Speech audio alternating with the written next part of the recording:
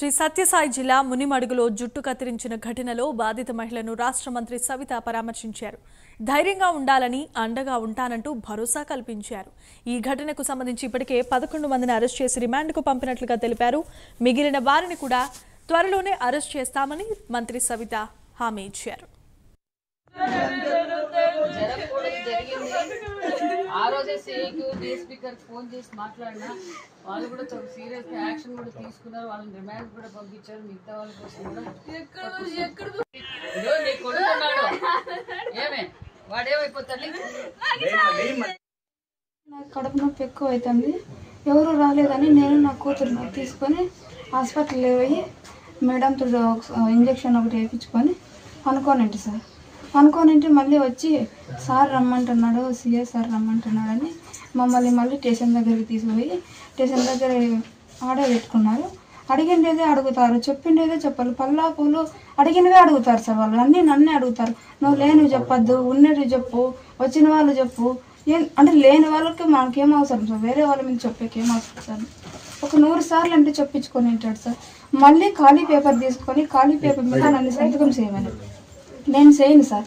ఖాళీ పేపర్ మీద ఎందుకు చేస్తా సార్ నేను చేయకోకుండా మీరు చేస్తే చేయండి, లేకపోతే లేదు, నేను చచ్చిపోతానని వెళ్ళొస్తుంటే అప్పుడు మళ్ళీ వెనక్కి పిలిచి 11 మంది మీద మాత్రమే చేసినారు సార్ కేసు.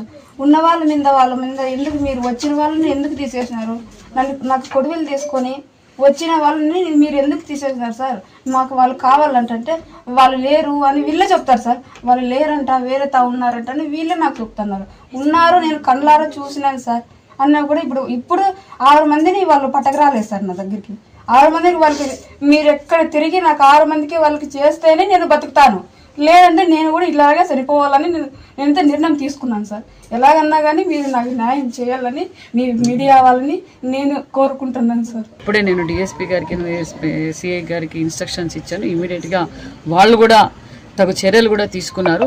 మరి ఒక మహిళపై ఇలా అందరూ కలిసి దాడి చేయడం చాలా అవమానకరం, చాలా తప్పు అనే విషయం మేము పార్టీలకు అతీతంగా మహిళా పక్షపాతి ప్రభుత్వం ఎన్డీఏ ప్రభుత్వం ఖచ్చితంగా ఇలాంటివి జరగకుండా చూసుకుంటాం. గ్రామస్తులందరికీ తెలియజేసేది ఒక మహిళపై దాడి చేస్తున్నప్పుడు అందరూ అది తప్ప రైట్ అనేది మళ్ళీ కానీ ఒక మహిళని ఒంటరి మహిళని చేసి ఇలా కొట్టడం, ఇలాంటి ఎంటికలు కట్ చేయడం, అసభ్యకరంగా ప్రవర్తించడం చాలా తప్పు. మరి ఇలాంటివి జరగకుండా కూడా పోలీసులకు కూడా ఇన్స్ట్రక్షన్స్ ఇచ్చాం. వాళ్ళపై కూడా తగు చర్యలు తీసుకున్నారు. ఆల్రెడీ 11 మంది రిమాండ్కి కూడా పోయారు. మిగతా వారు కూడా సర్చ్ చేసి రేపు మొన్నటి లోపల వాళ్ళని కూడా రిమాండ్లకు పంపించి కఠినమైన చర్యలు, ఏ పార్టీ వారైనా ఇలాంటివి చేస్తే కఠినమైన చర్యలు